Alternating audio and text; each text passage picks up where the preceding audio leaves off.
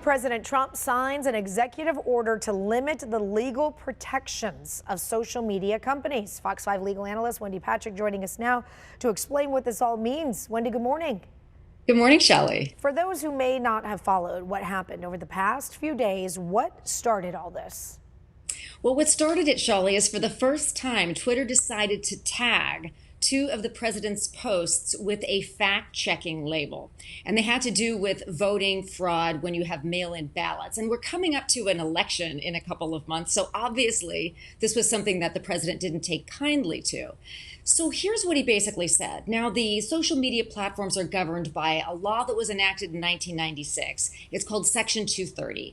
And it's a law that basically said back then, if you remember the day of bulletin boards, you might be too young, Shelley, but there used to be these online platforms where people would post information. And there was no liability for failing to regulate everything everyone posted. That would be an impossible job. Fast forward now, so many years later, where actually you have a company like Twitter that is putting labels like fact check this. And they actually fact checked something just the president posted overnight about the violence in Minneapolis, about whether or not that glorified violence. So if they're going to intervene in posts that people put up, they have to do it across the board. They can't single anybody out based on viewpoint discrimination.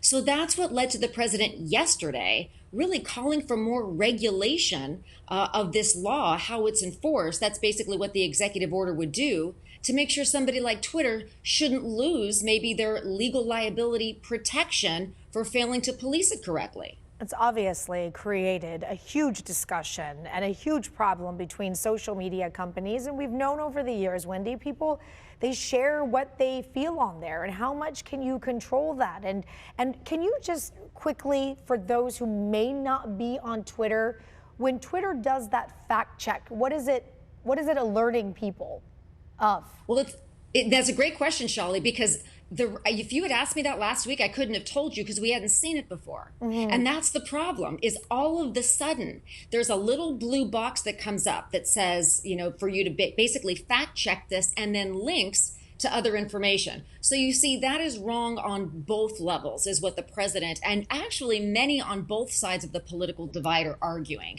That what that would do then is it would make a company like Twitter more of a publisher rather than a distributor. If they're going to decide what content should or shouldn't be fact-checked, if they're going to put that little blue box and then link to other information that they've provided, well, then maybe they should lose the liability protection that they have and be vulnerable to lawsuits for defamation, to lawsuits for false invasion of privacy, for those kinds of things that up to now they're immune from. So that's part of what the president decided that he wants to address in his order. Is it's almost been a bait and switch, to put it in the words of Attorney General Barr, as to what these platforms were back in the day and what they've become. Is it free speech, or is it the speech police? Wendy, are you familiar what happened just a few days ago with the president and Twitter involving a journalist and bringing up an old case, and Twitter, the family of the wife of the gentleman who died, went back to Twitter and said, take down these posts because it's bringing pain to my family. And Twitter at that point said, no, we cannot do that, right? Take down the president's posts. Do you think, are you familiar with what I'm talking about? Oh, yes. Okay.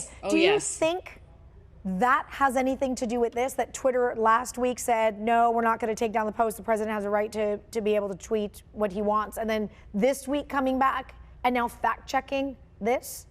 Well, that post last week was so outrageous, I don't think anybody had to fact check it. And I think the president would simply say he wouldn't say making a joke, but clearly he wasn't serious by what he said. Let's just put it that. I'm not going to repeat it here.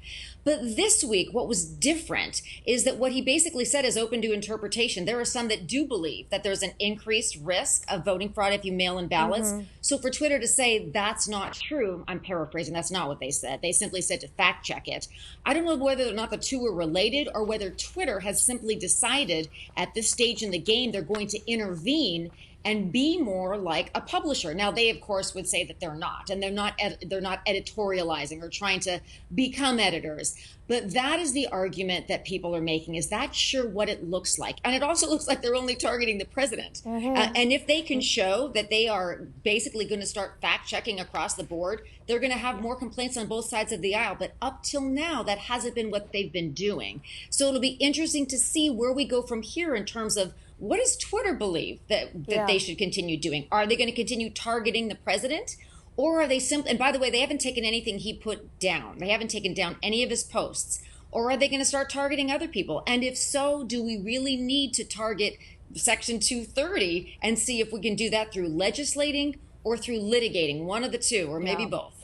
I got to imagine if they're going to start putting those fact checks up, Wendy, with the amount of stuff that we see up on the internet. I mean, I think probably 80% of what you see on the internet is going to have that fact check tag on it, right? They're going to have to hire a lot of new people if that's what they're going to do. They'll have to be on that site 24/7 to start policing everything everybody says. And that would detract from Twitter being a marketplace of ideas. Absolutely. It will be interesting to see what happens for sure. Wendy Patrick, good to see you as always.